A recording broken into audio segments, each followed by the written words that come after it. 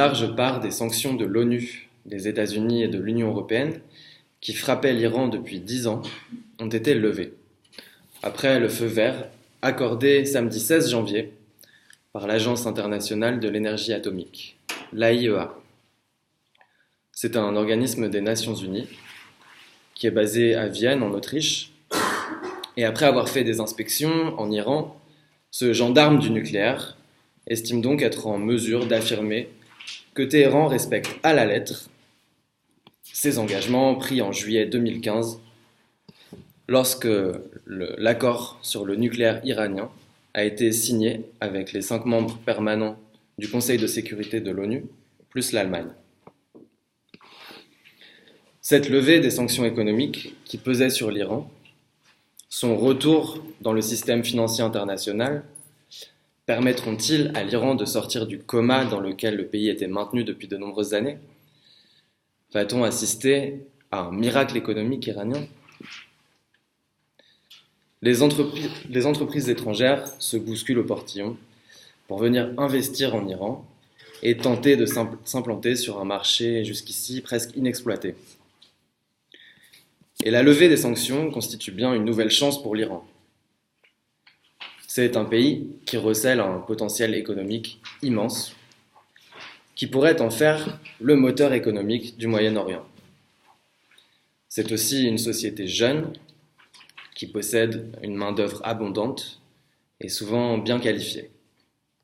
Et avec 80 millions d'habitants, c'est le pays le plus peuplé du Moyen-Orient. Mais les vents contraires soufflent fort. Les conservateurs américains, par exemple, sont absolument outrés à l'idée que l'Iran puisse retrouver une place de choix sur la scène internationale. Cette idée fait aussi frémir Israël.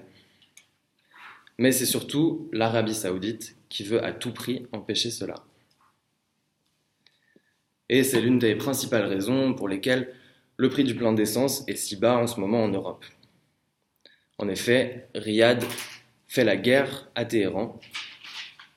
Elle lui fait une guerre économique d'une part, et d'autre part une guerre par procuration. L'Arabie saoudite mène bien une guerre économique contre l'Iran, en se livrant à une surproduction de pétrole. Et son objectif ici, c'est de faire en sorte que l'Iran reste un fournisseur de pétrole de moindre importance. Quant à la guerre par procuration, elle fait rage en Syrie, au Yémen et en Irak.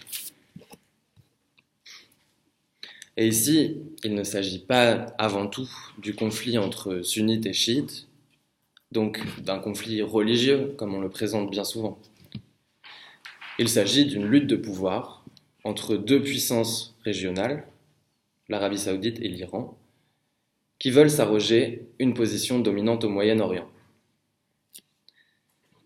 Et depuis qu'Hassan Rouhani a été élu président de la République islamique d'Iran, à l'été 2013, le pays a peu à peu réussi à sortir de son statut de paria de la communauté internationale. Le dirigeant iranien s'efforce de réconcilier son pays avec le monde et il met le curseur sur des avancées en matière de liberté individuelle. Toutefois, le progressisme de Rouhani rencontre une vive opposition au sein d'une large part de la société iranienne. Les élections législatives, qui se tiendront en février prochain, seront cruciales pour déterminer le cap que suivra l'Iran dans les années à venir. Le pays poursuivra-t-il son retour à la normalité? Ou bien assistera-t-on à un repli sur une position anti-européenne? Personne ne peut exclure avec certitude la deuxième option. En conclusion, l'accord sur le nucléaire iranien et la levée des sanctions contre le pays représentent donc une première étape, mais il reste maintenant à transformer l'essai pour que l'Iran puisse sortir du marasme économique. Merci.